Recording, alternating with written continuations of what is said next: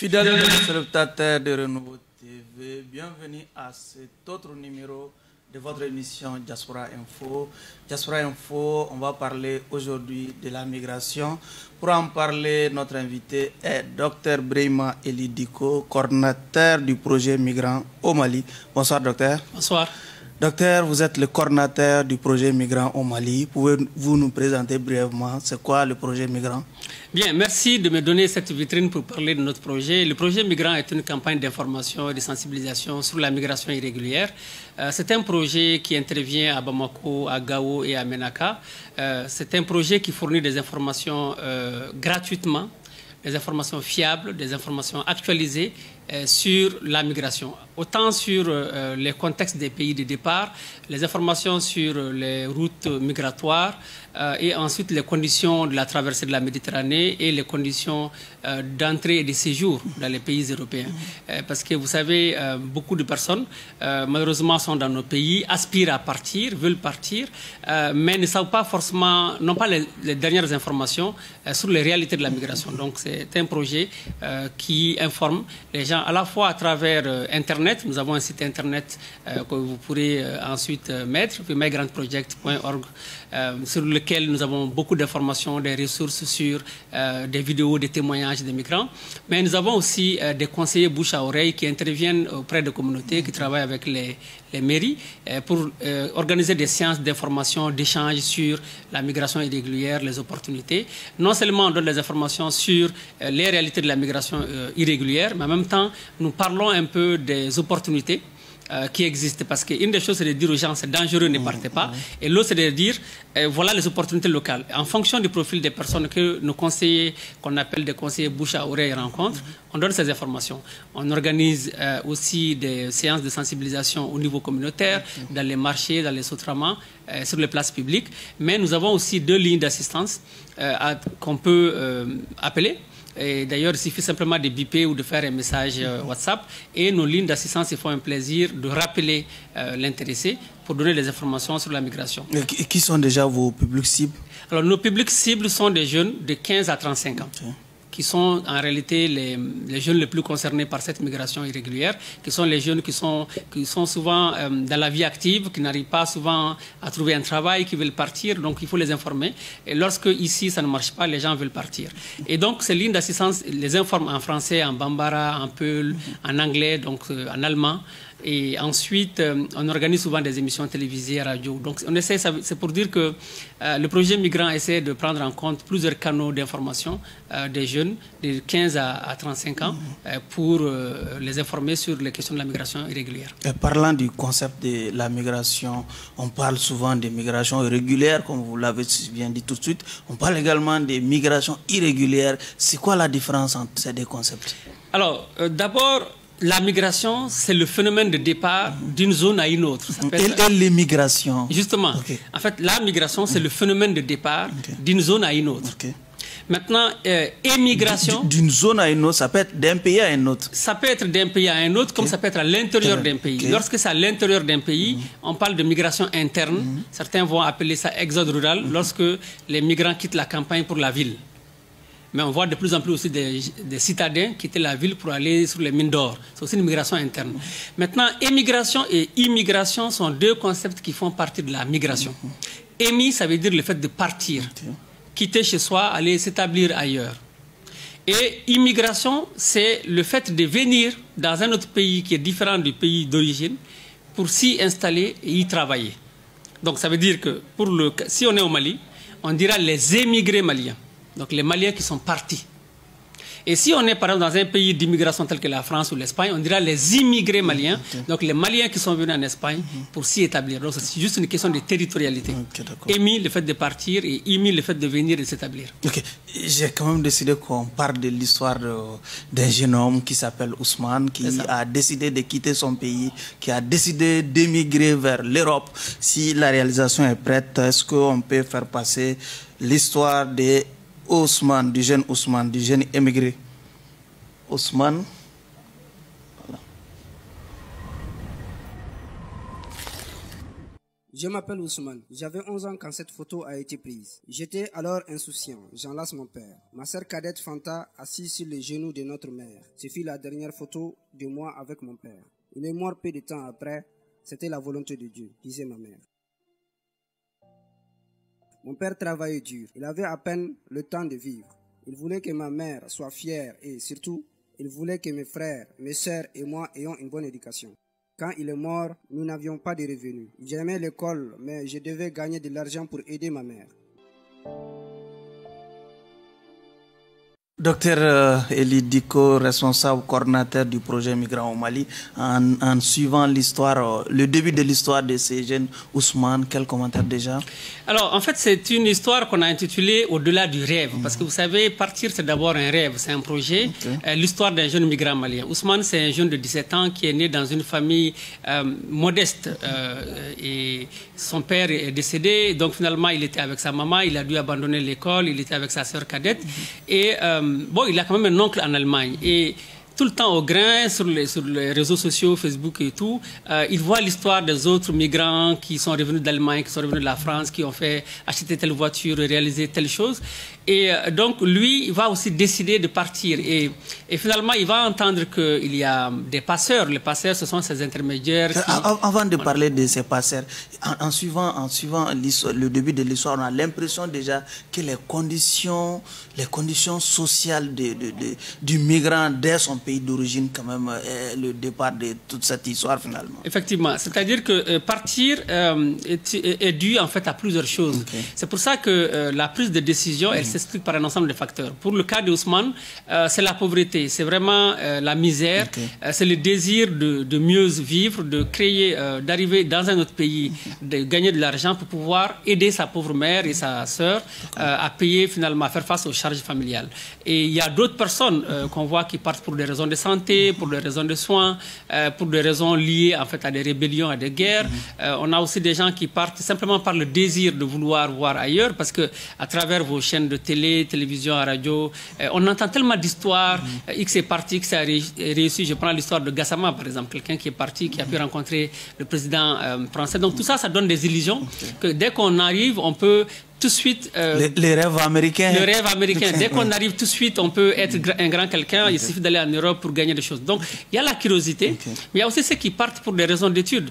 Au-delà de ça aussi, si on prend le cas des Soninké de la région de Caille, la migration, elle est constitutive de l'identité de l'homme. C'est-à-dire que la migration est une sorte de rite initiatique qui forme le migrant, en tout cas le candidat au départ.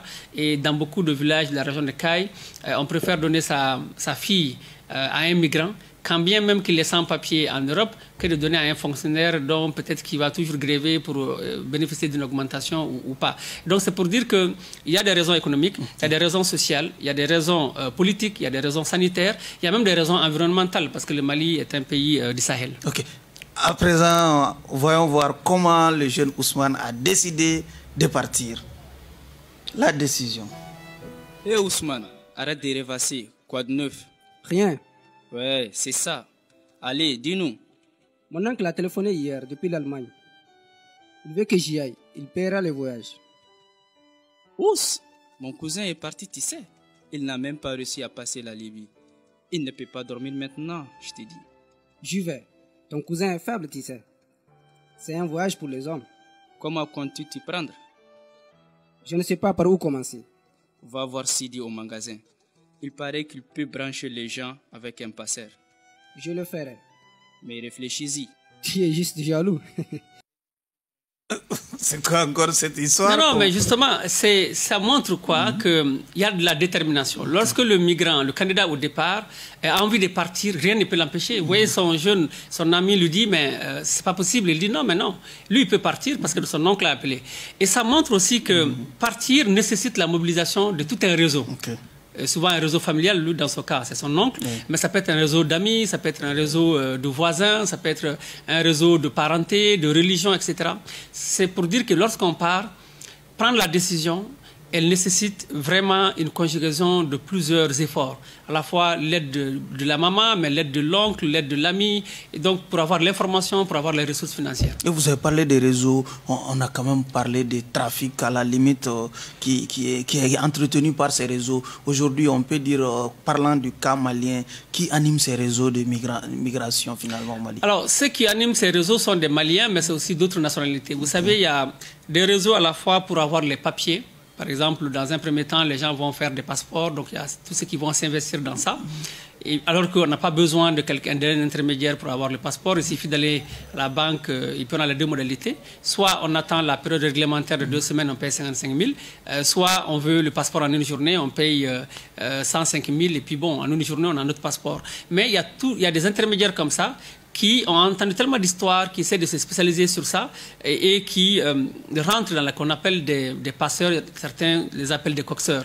Mais il y a aussi d'autres nationalités pour trouver les carnets de voyage, pour trouver les carnets de vaccination. Il y a aussi des réseaux pour donner les formations sur quel bus il faut prendre. Il y a même des réseaux pour où est-ce qu'il faut habiter. Lorsque vous habitez là-bas, quel camion il faut prendre, les jours de départ, les informations sur les routes à prendre. Donc c'est vraiment tout un mécanisme, tout un processus avec un ensemble d'acteurs de différentes nationalités, de différents groupes ethniques qui interviennent. Okay. C'est décidé, le jeune Ousmane a décidé de partir. On va suivre le reste de l'histoire.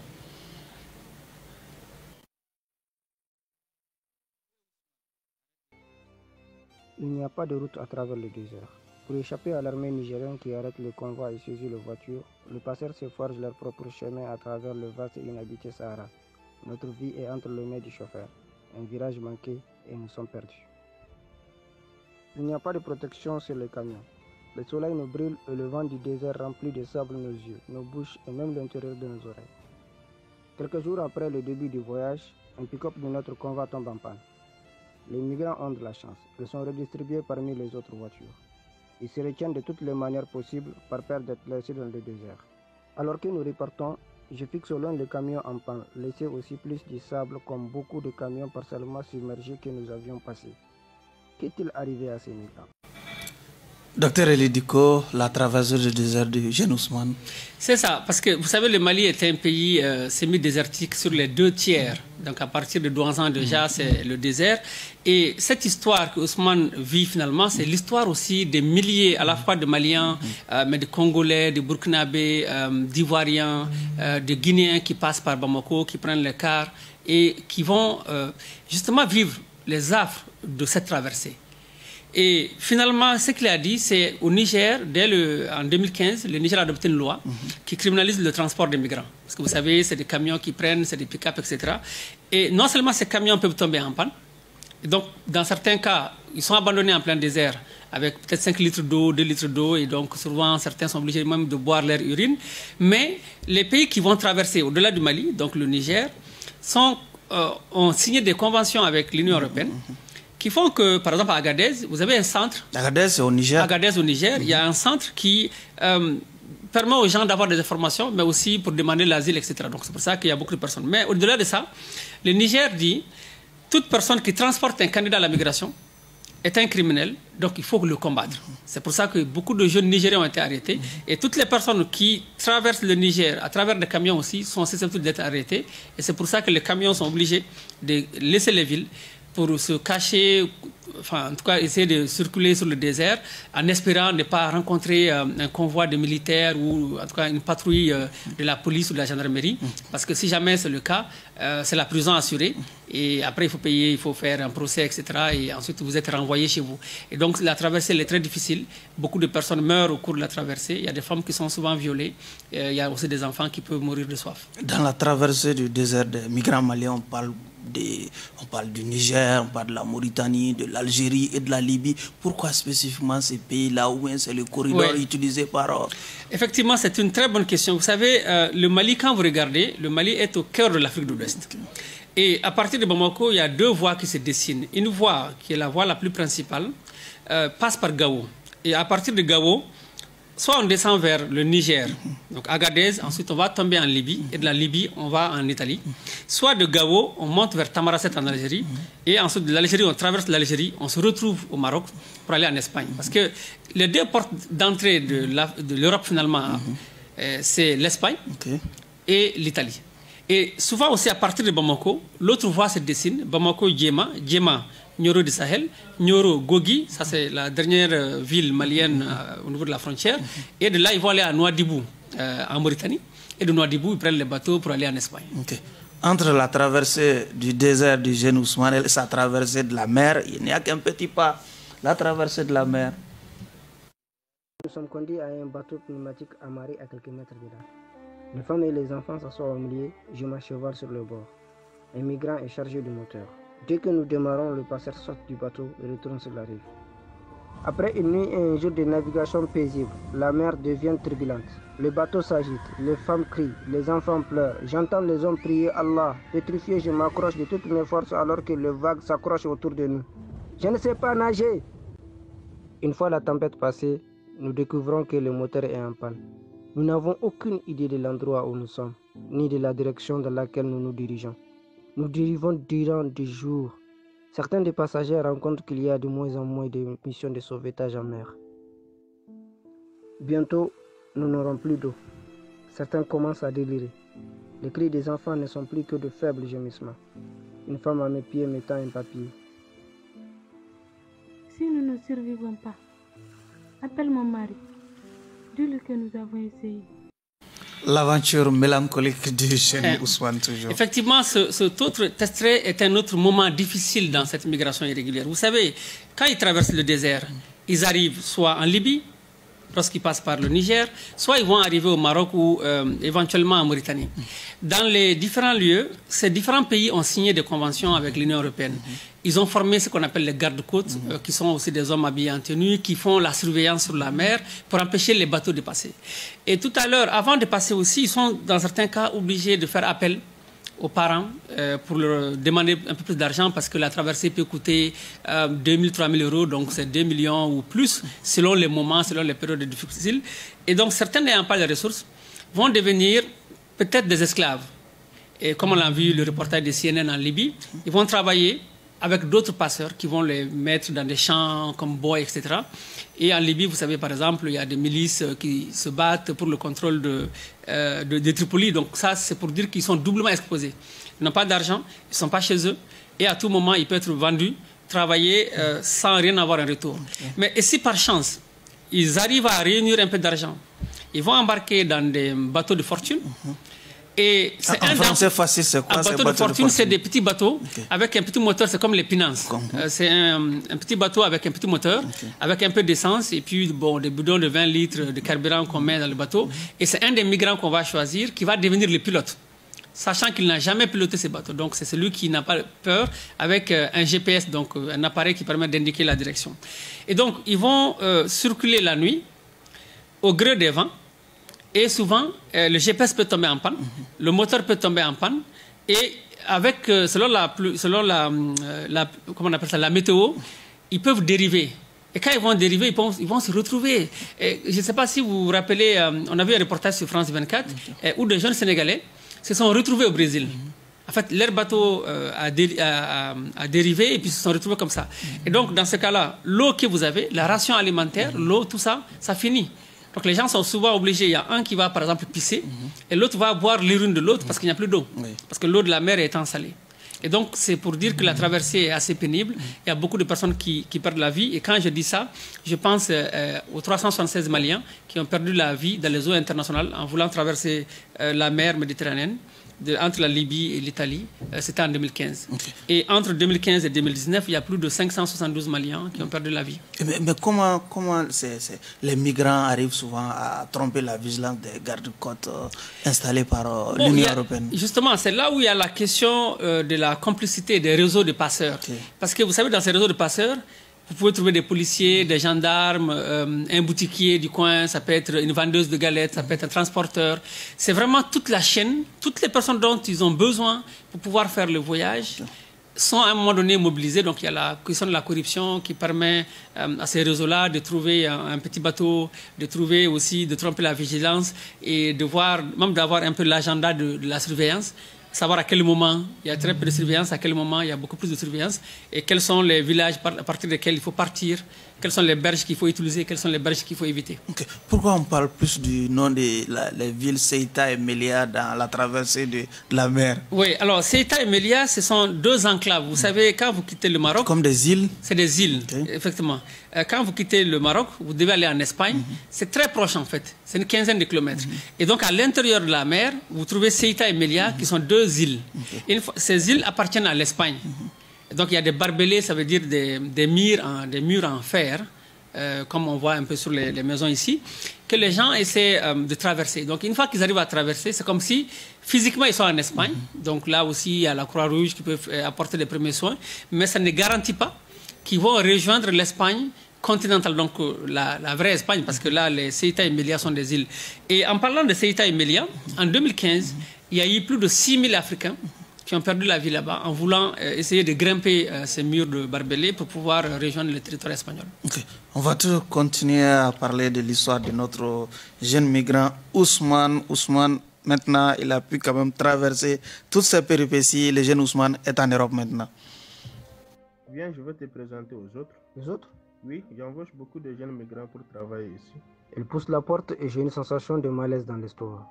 Des jeunes hommes sont assis sur de vieux matelas. Deux font la cuisine sur un fourneau. J'ai peur, ce n'est pas ce que j'avais imaginé.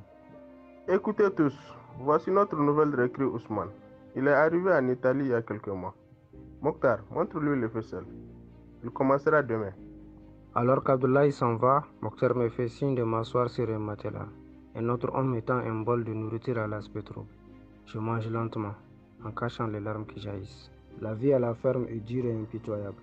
Tous les jours, nous nous levons à 4 h du matin pour commencer à travailler et nous ne finissons que tard dans la nuit. Nous cueillons des fraises car c'est la saison. Nous avons des quotas importants qui nous sont impossibles à atteindre. Quand nous ne réussissons pas, on nous bat et on nous prive de nourriture. Docteur, l'Europe ou l'Eldorado finalement pour Ousmane? Alors, l'Europe, en fait, si vous voulez, c'est le mirage que c'est l'Eldorado. Okay. Les gens, à partir de la télévision, vous savez, les télévisions européennes ne montrent que les belles avenues, les belles plages et tout. Et donc, les gens ont l'impression que dès que vous arrivez, vous trouvez un travail, vous trouvez des femmes européennes et puis vous amassez l'euro par terre. Mais la réalité, elle est plus complexe. Donc, l'histoire d'Ousmane, qui est une histoire réelle en réalité, permet de voir que quand ils arrivent, ils traversent la mer, ils sont accueillis par d'autres gardes-côtes, donc des pays soit espagnols, soit italiens. On va les mettre dans des centres qu'on appelle des centres de transit, en fait. On va les apporter le soutien sanitaire, humanitaire, etc. Et ils essaient d'évaluer leur situation. Assez souvent, ces migrants sont renvoyés. Les rares qui ne sont pas renvoyés peuvent, avec le soutien des compatriotes qui sont là-bas, trouver un travail, et soit dans les champs de tomates en Italie, soit dans des champs de raisins en Espagne, ou d'autres formes de champs, en tout cas c'est vraiment dans des travaux champêtres, ou bien dans les BTP, les bâtiments et travaux publics. Certains vont travailler dans des usines, ou bien comme laveurs de voitures, comme éboueurs, c'est-à-dire ceux qui vont enlever les ordures, là, c'est comme on voit ça à Bamako ici. Donc c'est des petits métiers qu'ils font dans l'attente d'avoir quelque chose. Et ça, c'est ceux qui ont peut-être réussi à filer des centres, c'est-à-dire à fuir des centres. Sinon, tous les restes là, tous ceux qui sont dans le centre, dont la situation est analysée par les pays européens, donc l'Italie et l'Espagne, sont obligés d'attendre la réponse de leur demande. Parce que quand ils arrivent, ils font la demande d'asile. Donc l'asile, c'est quelque chose qui demande, c'est une protection qui demande de la part du pays d'accueil. Est-ce que le pays accepte qu'ils restent? Donc le pays va analyser leur situation. Et pour ça, il faut arriver à justifier que vous êtes victime de persécution. Que si vous restez chez vous, vous pouvez être tué. Dans les pays d'accueil ou en fait, il faut arriver à prouver que dans les pays de départ, donc d'origine, que vous risquez votre vie, ou bien que votre orientation sexuelle, par exemple, vous êtes homosexuel, que ce n'est pas accepté, ou bien que votre idéologie, en tout cas, qu'il y a quelque chose, il faut vraiment prouver quelque chose qui montre que vous êtes victime d'une persécution. Et il faut arriver à apporter les preuves de cette persécution pour que l'Office des réfugiés éventuellement analyse votre dossier et peut-être accepte ou pas votre dossier. Et lorsque votre dossier est rejeté, vous devenez ce qu'on appelle un débouté du droit d'asile, c'est-à-dire quelqu'un dont la demande d'asile a été rejetée. Et auquel cas, on vous met dans les premiers avions, on va vous menotter et on vous fait accompagner par, deux policiers en civil à Bamako. Une fois que vous arrivez, ben, c'est au revoir l'Europe, quoi. Donc là, le rêve est brisé. Et justement, est-ce que vous intervenez dans le rapatriement de ces migrants qui ont été... il y a certains quand même qui décident d'eux-mêmes de retourner dans leur pays d'origine où certains sont rapatriés. Alors, en fait, on ne participe pas au rapatriement. Le rapatriement relève du pays d'accueil. Mais il y a l'OIM, l'Office international pour les migrations, qui intervient dans ce domaine. Et après, lorsque les migrants sont rapatriés dans leur pays d'origine, notamment le cas du Mali, il y a l'Association malienne des expulsés qui travaille avec le ministère de la Protection civile et le ministère des Maliens de l'extérieur pour accompagner le migrant qui a été expulsé. Donc on l'appelle l'expulsé. Nous sommes pratiquement à la fin de cette émission. Est-ce que vous avez un dernier mot à adresser à tous ces jeunes gens au Mali qui ont envie quand même d'immigrer pour aller découvrir l'Europe qui est perçue comme l'Eldorado pour eux? Un message pour eux? Oui, alors un message, c'est que partir est un droit. Mais il y a des conditions d'entrée et de séjour dans d'autres pays qu'il faut chercher à connaître. Chacun doit s'informer pour avoir des informations fiables sur les réalités de la migration. Il faudrait que les gens aillent plutôt vers une migration légale. Et il y a beaucoup d'opportunités locales. Ensuite, il y a des opportunités au niveau de la sous-région qu'il faut saisir. Et c'est pour ça que nous, on a conçu aussi un livret dans lequel on informe les gens. Et on a formé une quinzaine d'enseignants qui vont à leur retour aussi informer, sensibiliser des élèves. Donc l'idée c'est de dire qu'ils ont le droit de partir, mais ils doivent s'informer sur comment obtenir un passeport, quelles sont les ressources financières à avoir pour pouvoir ensuite avoir un visa. Et une fois qu'on a un visa, quelles sont les conditions de séjour dans les pays européens. Mesdames et messieurs, c'est tout pour ce numéro de votre émission Diaspora Info. Notre invité était Dr Brema Elidiko, coordinateur du projet Migrants au Mali. L'histoire, quand même, cette émission nous a permis de parler de l'histoire d'un jeune migrant du nom de Ousmane. Merci à vous de nous avoir suivis et bonne chance à tous les migrants.